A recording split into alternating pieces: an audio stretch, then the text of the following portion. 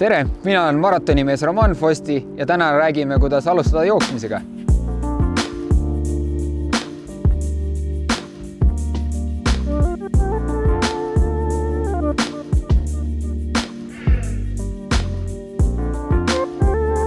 Hüke, mida harrastusjooksja võiks teha, näeb välja nii, et 30–40 sekundit harjutus, sama palju võiks olla puhkust ja harjutused võiksid olla enamasti oma keha raskusega, ehk siis kui ma teen harjutuse kõhulihasele, siis järgmine harjutus võiks olla alakehale, ehk siis tagareiele, pöiale, tuharale või siis pealmisele reiele. Järgmine harjutus jälle kas seljale, kätele ja siis järgmine jälle jalgadele.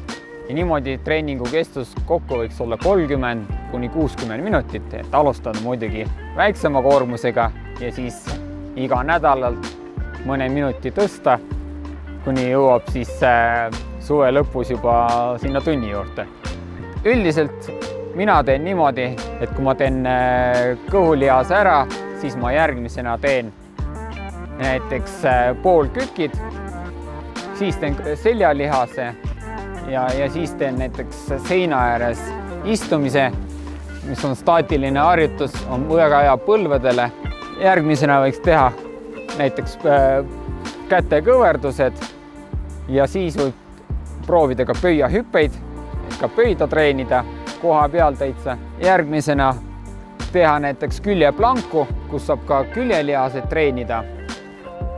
Ja seejärel siis minna sellili ja tõsta puusad ülesse ja vaheldumisi üks jalg sirgeks, teine jalg, seal töötab nii tuhar kui ka tagareis.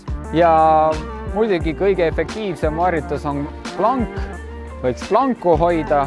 Veel jalgadele väga hea harjutus on väljaasted, kas siis ette või taha, et siin võiks võib-olla ainult siis jälgida, et põlv ei läheks väga palju üle varvaste, vaid tuleb siia ette ja samamoodi 30–40 sekundit, siis sama palju puhkust ja jälle ülakeha harjutus.